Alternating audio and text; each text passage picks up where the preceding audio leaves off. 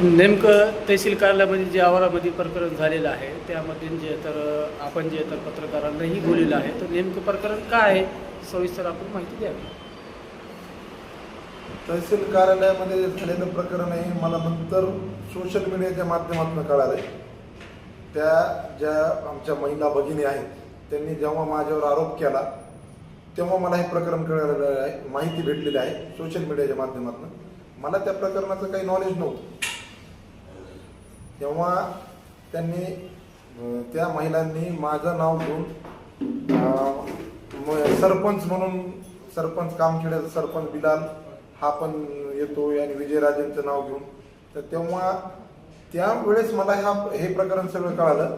आणि अक्षरशः त्या प्रकरणाचा माझं काही एकही संबंध नाही. आदरणीय राजेंचा मी कार्यकर्ता आहे, माझी आई कामखेडीची सरपंच आहे म्हणून समाजसेवा मी करतोय. आई सरपंच असल्यामुळं मीच लोकात थोडंसं समाजसेवेचं काम, मला जी इच्छा असते मी पुढं करून करत असतो. पण त्या घटनेमध्ये माझं नाव येणं मी आश्चर्यचकित झालो. आणि 100% ह्या घटनेमागं माझ्या आडून आमदार विजयसिंह पंडित साहेब यांना बदनाम करण्याचं षडयंत्र काही विरोधक करत आहेत. राजकीय हस्तक्षेपाद्वारे काही स्थानिकचे राजकारणी जे आहेत, जेव्हा आता आमदार साहेबांचं काम चांगलं चालू आहे, त्यांच्यावर कुठेही बोट ठेवण्यासारखं नाही, मग त्यांना बदनाम करायचं तर कुणाच तरी आडून. त्यांचा कार्यकर्ता बिलाल भूमाफिया, आजपर्यंत माझ्या नावानिशी जर मी भूमाफिया असतो किंवा मी कोणाला हाणमार केली असती, आपल्या बीड शहरात 4 पोलीस स्टेशन आहेत, 4 पोलीस स्टेशनपैकी एकाही पोलीस स्टेशनमध्ये साधे माझ्या नावाने एनसी नाही.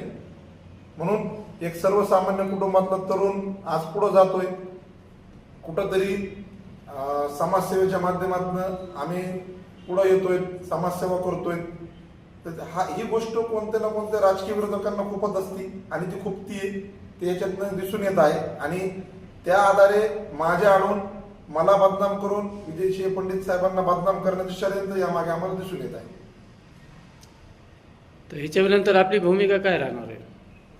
माझी भूमिका, मी जर हे प्रकरण आता या प्रकरणात माझं नाव त्यांनी घेतलेलं आहे, ते कशाच्या आधारावर घेतलेलं आहे ते चौकशीचा भाग आहे. आणि जर माझं समाधान झालं नाही किंवा त्यांनी हे प्रकरण इथं थांबवलं नाही तर मी न्यायालयीन लढा त्यांच्या विरोधात लढणार आहे. मी मानहानीचा दावा दाखल करणार आहे, अब्रू नुकसानीचा दावा मी दाखल करून त्यांच्यासोबत न्यायालयीन लढाई लढायची माझी तयारी आहे. तर आपण जे ते आता सध्या वाद सुरू आहे जमिनीचा, त्या प्रकरणामध्ये आपला काय समावेश आहे का? नाही, मी म्हणतोय ना त्या प्रकरणात